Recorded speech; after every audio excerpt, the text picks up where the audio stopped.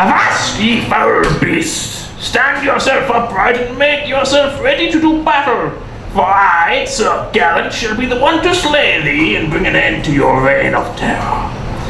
The knight, resplendent in his silver armour, stepped down the crooked staircase into the mighty and wide lair of the beast, where the ground was strewn about with piles of gold, gems, and the bones of many brave adventurers.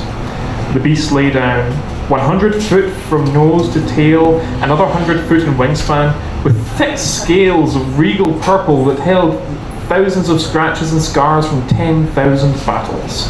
Shalar, the dragon, had her giant head rested on her front claw. Her eyes opened slightly and drifted over to the almost glowing knight before she turned her head away. Sir Gallant took a few more steps forward. He lifted the visor from his silver helmet and took a step to the side, craning his neck slightly as his hand rested on the pommel of his sword. The knight took a step back and cleared his throat. Perhaps you did not hear me, dragon. I am Sir Gallant. I shall be the one to slay thee and bring an end to your reign of terror. So prepare yourself for battle that will be spoken about in song for generations. No. Shalar's voice was deep but soft. It carried all the way to the mountain and reverberated through the colossal chamber. Well, Sir Gallant said. He pulled off his helmet and tossed it to the ground. Then he pulled down the chainmail from his head, and finally he pulled off his linen coif. I mean, ye foul beast, prepare thyself to be defeated. Yes, I did hear you the first 2 times, just not today.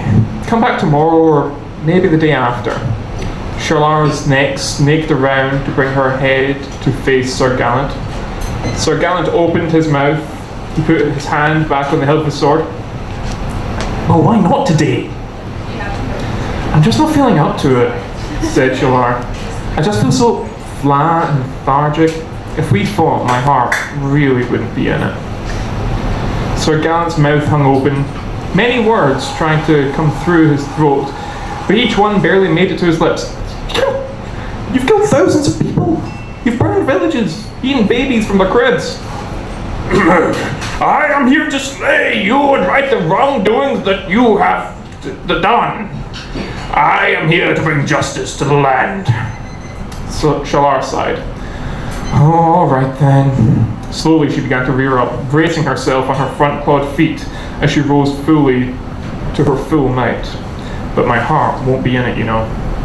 Sir Gallant braced 1 foot behind the other as he pulled his mighty glowing sword from its sheath. He held it firmly in both hands and a scowl across his brow. Finally, the moment that I have spent an age in preparation for has come. Many minions you have, foul creature, and I have cut through them all, and now you shall fall before me. So it comes to this, noble knight. You shall burn in your armor. What's the point?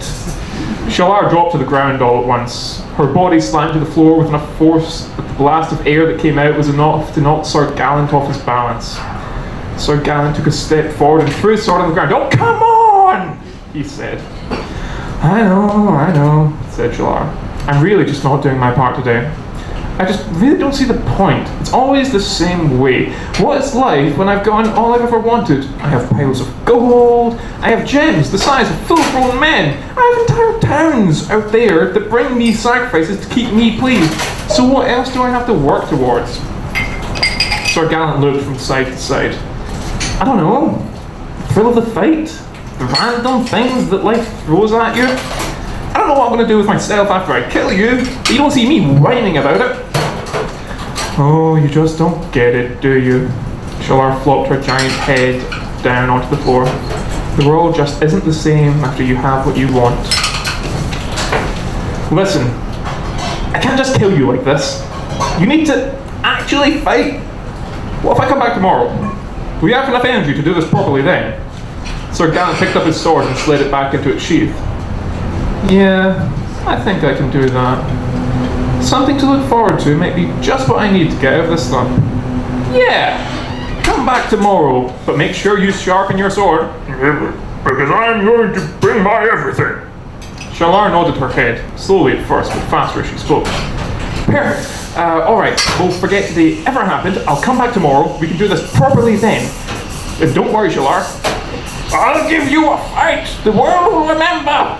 Sir Galan bounced on his feet and began to hop away in a few steps, turning to leave the cavern the way he'd come. In a rush of action as fast as thunder, Shalar snapped out, and like that, there was merely a cloud of dust where Sir Galan's head had once been. Ah, Shalar said. Works every time.